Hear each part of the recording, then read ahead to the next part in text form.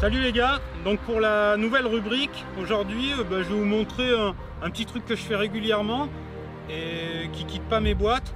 C'est un petit anti-herbe qui va servir pour la pêche en verticale, pour la pêche du bass, pour la pêche de ce que vous voulez, du cendre, perche que vous voulez. Et l'intérêt c'est que vous allez très vite comprendre qu'il fallait juste y penser et que c'est très simple à réaliser de chez vous.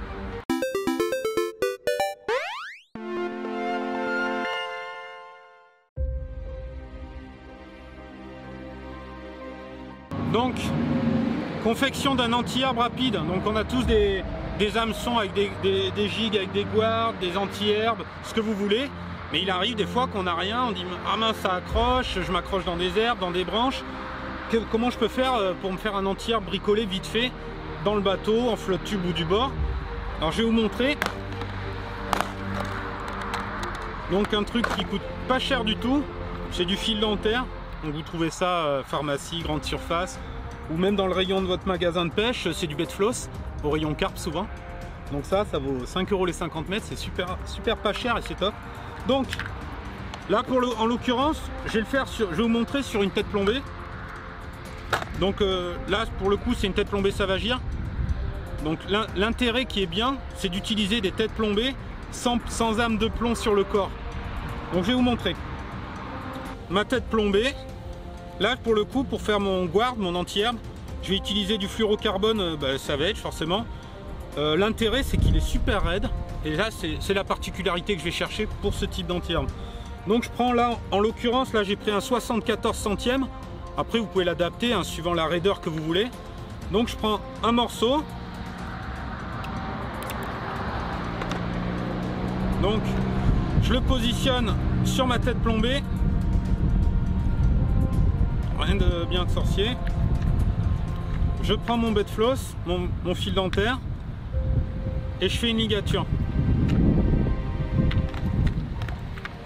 Et là, je vais aller jusqu'au bout.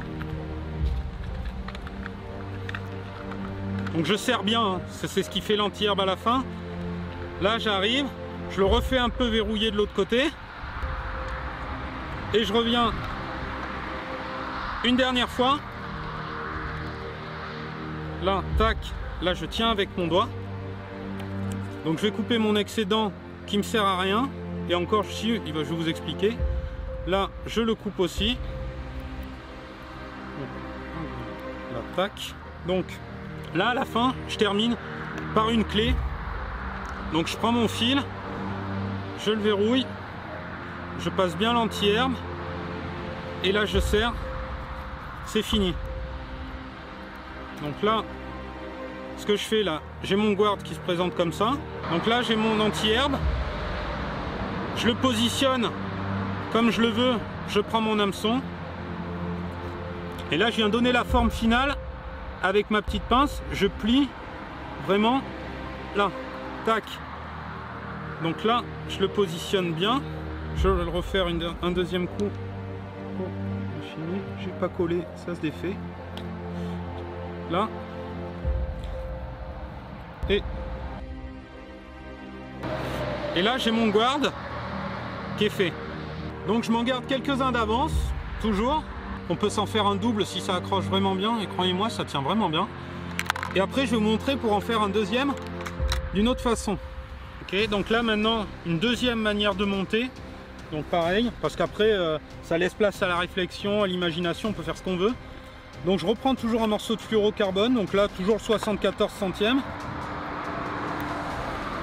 Donc là, je le prends, je le plie en deux. Je viens le marquer fort avec la pince. Donc là, je vais prendre une tête plombée plus longue pour le coup, parce que là, c'est un anti-herbe broché, mais qu'on peut adapter sur des frogs, sur des spinners, enfin ce qu'on veut. Donc je sais pas si vous voyez le principe, en fait on va le nouer comme ça. Donc je le positionnerai à la fin comme ça. On vient le passer. Là je le tiens et je vais venir le mettre à l'ardillon. Je tiens mon fluorocarbone avec mes mains de chaque côté de la tête plombée. Je reviens nouer mon fil dentaire sur mon œillet. Dessus, dessous au début pour bien le verrouiller. Et là je viens serrer très très fort. Là, une fois que j'arrive là, que j'ai bien serré, toujours pareil, je fais une clé. Hop.